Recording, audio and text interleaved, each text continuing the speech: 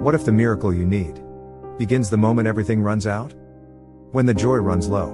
When the strength is gone. When the resources dry up. That's when God steps in, not to shame you, but to show you that endings are often the doorway to divine beginnings. This is the story of a wedding, a crisis, and the first miracle of Jesus Christ.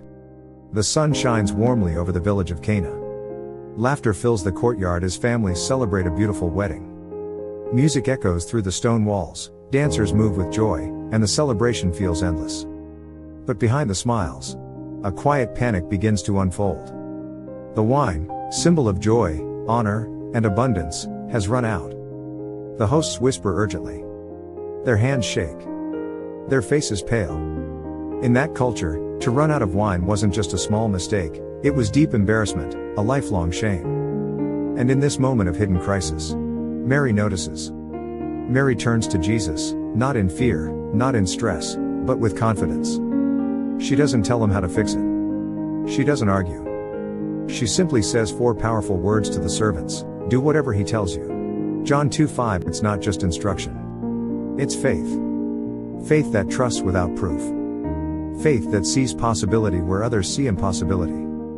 Because when you invite Jesus into your situation, the story can change instantly.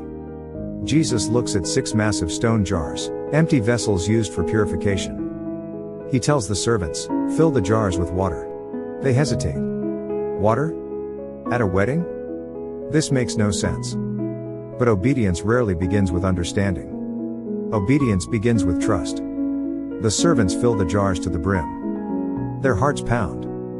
Their hands shake. Jesus then says something even more impossible: draw some out, and take it to the master of the feast. They look at each other, look at the water, and walk. The master of the feast tastes it. His eyes widen. His breath catches. His expression turns from confusion to awe, to absolute delight.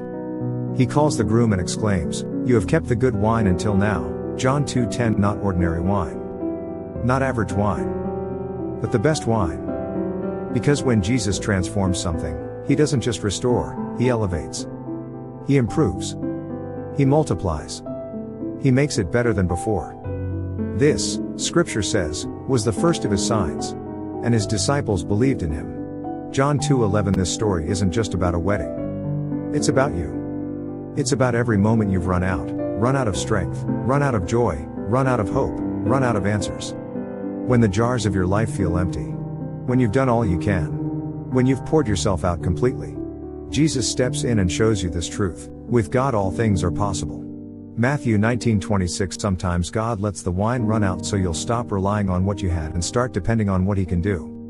God isn't finished with you. He hasn't forgotten you.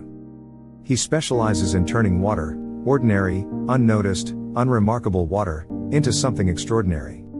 The wedding that nearly collapsed became a celebration remembered for generations. Because Jesus was invited. And Jesus was trusted.